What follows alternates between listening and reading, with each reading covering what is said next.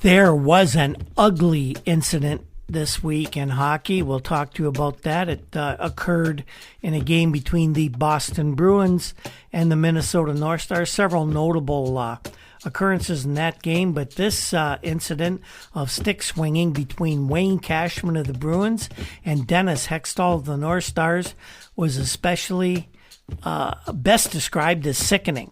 Ted Blackman of the Montreal Gazette wrote about it after the incident took place, but before NHL President Clarence Campbell examined to see whether there should be further penalties. And wait till you hear about the penalties, thanks to referee Bill Friday.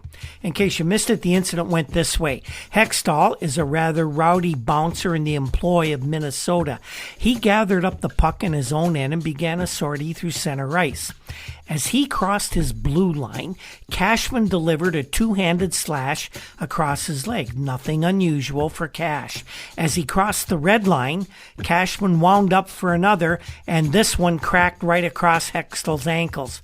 Hextall made it into the Boston end and, relieved of the puck, retaliated on the truculent aggressor with a sickening spear in the neighborhood of the jugular.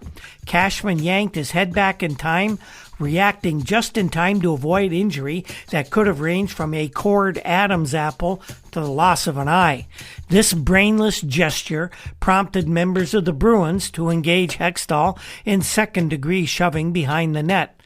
Now, by this time, Cashman, who went down like he'd been shot by a sniper, he had sufficiently, amazingly recovered his poise and came leaping into the crowd, head over the top. He swung his stick down at Hextall's unhelmeted head, which jerked quickly, and the blow fell upon Hextall's shoulders.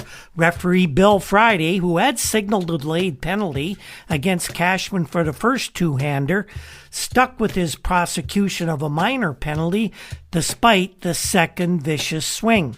He called Hextall's retaliation spearing, despite its obvious attempt to injure, which of course would then necessitate the imposition of a match penalty. A match penalty is banishment from the match for deliberately trying to injure an opponent. He determined Cashman's attempt to crush Hextall's skull. He called it a minor for charging.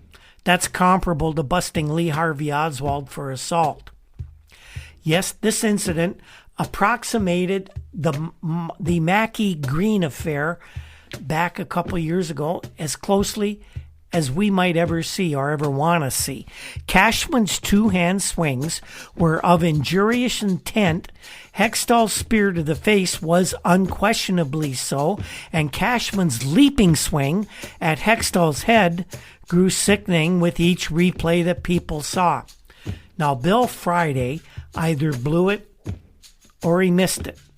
That is, he missed all four stick attacks, but he didn't miss them because he was going to give minor penalties, because that's the way things are done in hockey in 1972, and to a lesser extent in 20, 22, 50 years later.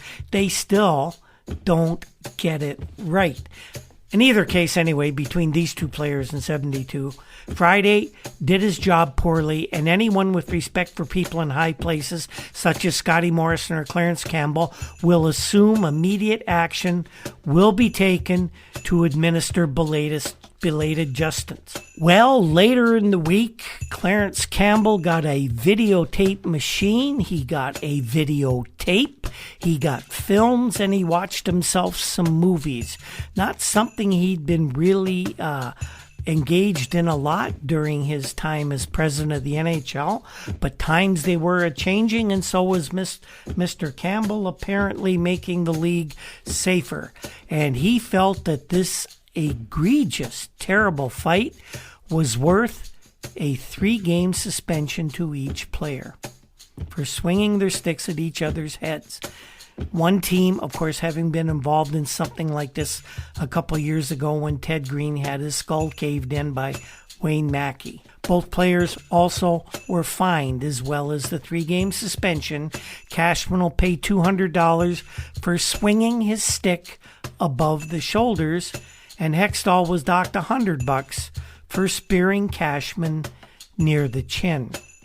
These suspensions will have little or no effect on the standings of either club. The Bruins immediately announced that they would appeal Cashman's suspension, but they were talked out of that before Cashman's first game was due to be played. It was against the New York Rangers, and he sat out, and the Bruins still won.